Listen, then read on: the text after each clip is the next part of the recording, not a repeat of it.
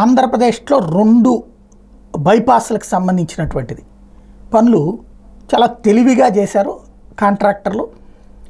వాస్తవంగా 100 రూపాయలు పని అవుతుందంటే 120, 130 అడుగుతారు. అట్లా కాకుండా 70 రూపాయలకే చేస్తాను, 69 రూపాయలకే చేస్తామని రావడంతో వెంటనే ఓకే అని ఇందులో నేషనల్ హైవేస్ కేంద్ర ఉపరితల రవాణా జాతీయ రహదారుల మంత్రిత్వ శాఖ మూర్తి పిలిచిన టెండర్లో 2 బైపాస్ రోడ్ల పనుల్ని అంచనా కంటే అతి తక్కువ మొత్తానికి కోట్ చేసి కాంట్రాక్టర్ల పనులు దక్కించుకున్నారు. 5.5 కిలోమీటర్ల మేర కనిగిరి బైపాస్కి 45.45 కోట్లు అంచనా వ్యయంతో టెండర్లు పిలిస్తే 10 సంస్థలు పోటీ పడ్డాయి. వీటిలో శ్రీ సాయినాథ కన్స్ట్రక్షన్ సంస్థ 39% తక్కువకి 27.72 కోట్లకే చేస్తామని చెప్పింది.